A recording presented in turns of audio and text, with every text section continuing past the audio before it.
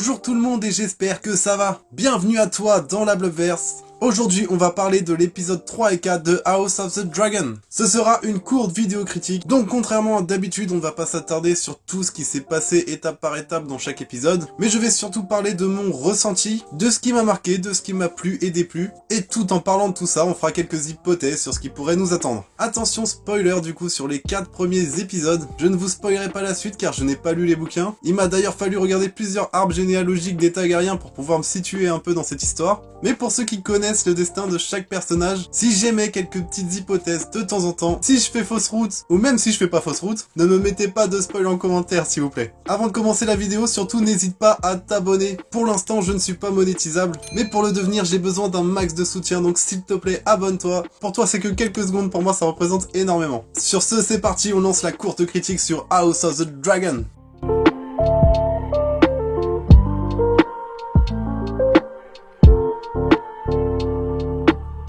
Alors, pour l'épisode 3, on va essentiellement parler de deux personnages. Évidemment, on va parler de Daemon Targaryen, mais également du roi Viserys. Étant donné que je pense que ce qui nous a le plus marqué, c'est Daemon Targaryen dans l'épisode 3, on va commencer d'abord par parler du roi Viserys. Dans les premiers épisodes, on voit le roi Viserys se faire une petite coupure à la main sur son trône. J'étais quasi sûr qu'il nous avait placé ça pour nous dire qu'il va mourir d'une infection à la con. Et il a l'air de moins en moins dans son assiette, le frérot. Est-ce que c'est à cause de ça? J'en sais rien. Parce qu'on ce qu'on remarque aussi, c'est qu'il nous fait une petite dépression. Sa femme est morte pour essayer de lui donner plein de fils en vain. Et là, dans cet épisode 3, on fait un petit saut dans le temps, et il a réussi à avoir un jeune fils avec Alicent. Du coup, dans l'épisode 3, ce qui le torture, c'est vraiment qu'il pensait ne jamais avoir de fils. Donc il a fait héritière Rhaenyra, sa fille jusqu'à maintenant fille unique. Il est un peu déchiré, un peu tourmenté car il ne pensait ne jamais avoir de fils. Maintenant qu'il a un fils, il ne sait pas s'il a fait le bon choix. D'ailleurs, il y a même un Lannister qui fait la cour à notre jeune Rhaenyra. Ce qui nous intéresse surtout dans l'épisode 3, c'est quand le roi Viserys, pour des questions de stratégie militaire et politique, envoie un courrier pour dire qu'il va envoyer des forces pour soutenir la guerre de Corlys et Daemon. Je sais plus comment s'appelle le peuple avec qui ils font la guerre, avec leur chef qui a un masque en or et qui a la peau vachement brûlée en dessous. En fait, dans la série, jusqu'à maintenant, c'est vraiment dynamique. Les complots de tous les côtés s'enchaînent, on arrive à vite ressentir les émotions des personnages, les acteurs les interprètent très bien,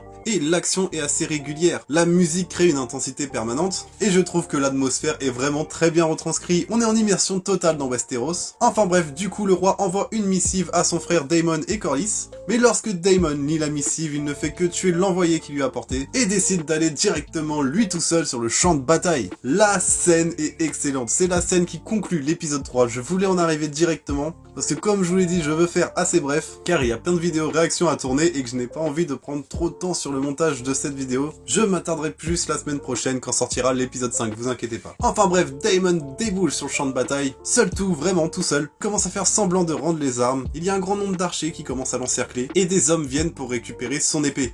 Au loin, on regarde le fameux chef avec le masque d'or. Sauf que c'est une ruse de la part de Daemon, et il contre-attaque. Franchement, il fait vraiment une bonne partie du taf seul tout. J'ai presque cru qu'il allait tout faire tout seul, mais bon, il y aurait eu un gros manque de crédibilité, et Game of Thrones quand même a tendance à être plutôt terre à terre. Donc évidemment, Daemon n'arrive pas à aller jusqu'au bout. Il se prend quelques flèches avant, sauf que Corlys déboule avec le reste de son armée, et le fils de Corlys qui déboule sur un dragon, son dragon, car ce sont des Valérions, donc forcément eux aussi chevauchent des dragons. Du coup, on a le droit à une scène magnifique de champ de bataille, avec des plans bons, plus ou moins beaux, de temps en temps c'est pas très bien fait, mais en règle générale on en prend quand même plein la vue, et discrètement Daemon lui est parti s'occuper du chef. L'épisode 3 se termine sur Daemon ensanglanté, qui tient à bout de bras le chef, mais une seule partie du chef, car il l'a coupé tout là, on voit tous les boyaux qui sortent, c'est gore au possible, et tant mieux. Je trouve que le lancement de cette série est vraiment bluffante, elle est dynamique, elle est belle, elle est gore, elle nous choque, c'est Game of Thrones mais en plus palpitant. Évidemment je compare Game of Thrones aux 3 premiers épisodes, attendons de voir ce que va donner la suite, et d'ailleurs en parlant de la suite, on peut passer à l'épisode 4. Alors,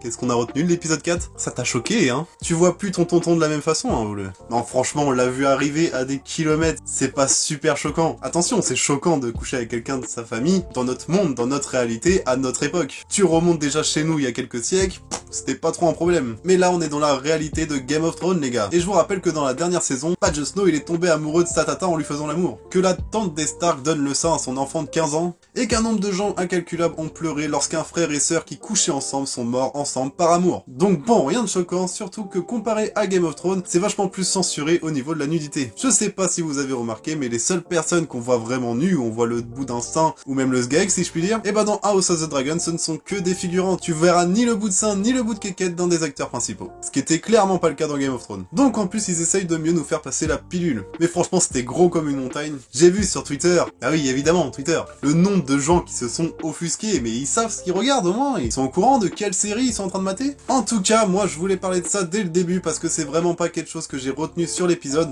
Enfin c'est important pour l'histoire, je dis pas, mais en règle générale, moi dans cet épisode, bah je me suis fait chier. J'ai trouvé ça lent. En fait dans Game of Thrones c'était lent parce qu'il y avait des complots entre chaque maison, donc t'avais quand même pas le temps de respirer parce que ça parlait de tous les côtés. Là dans cet épisode là, j'ai trouvé qu'il y avait vraiment des moments de longueur sans forcément de dialogue. Ok, c'est pour faire évoquer une émotion au personnage.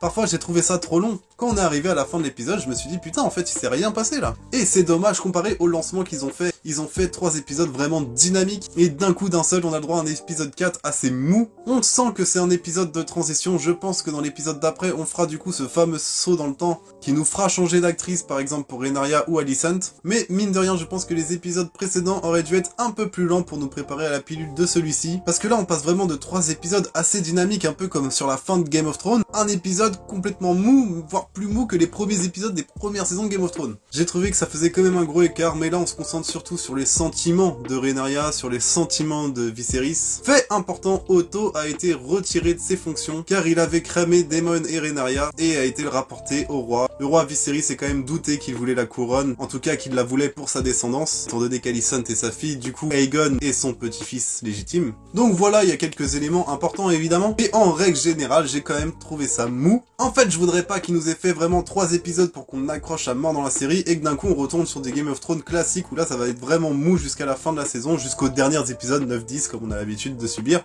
Espérons qu'ils arrivent à trouver un entre-deux en fait. Game of Thrones était vraiment sur un entre-deux, on avait un peu d'action, il y avait pas mal d'histoires et pas mal de maisons à présenter. Là on nous a présenté quasiment l'essentiel dans les premiers épisodes, mais il y avait un bon rythme un peu plus dynamique que celui de Game of Thrones, et d'un coup plus rien, on est sur du mou, on est plus sur du dynamique. Disons que c'est ce qu'on a vu émerger qui continue un peu plus d'émerger. Donc cet épisode 4 n'apporte pas non plus grand chose, si ce n'est la confirmation de la relation entre Rhaenyra et Daemon, et le fait qu'Otto n'ait plus la main du roi et qu'il ait été retiré de ses fonctions. Et c'est là-dessus que nous finissons notre courte critique sur l'épisode 3 et 4 de House of the Dragon. La critique de l'épisode 3 de The Rings of Power est disponible sur ma chaîne, et comme j'ai dit, plein de vidéos réactions vont arriver. La vidéo réaction de la saison 3 de The Mandalorian est déjà tournée, donc elle risque d'arriver samedi, tandis que les Anneaux de Pouvoir pour l'épisode 4 arrivera plutôt dimanche. En tout cas, comme je te l'ai dit, surtout n'hésite pas à t'abonner pour soutenir mon travail, ça me ferait franchement plaisir. Et puis surtout, et le principal, c'est que tu prennes soin de toi. Allez, je te dis à la prochaine, ciao!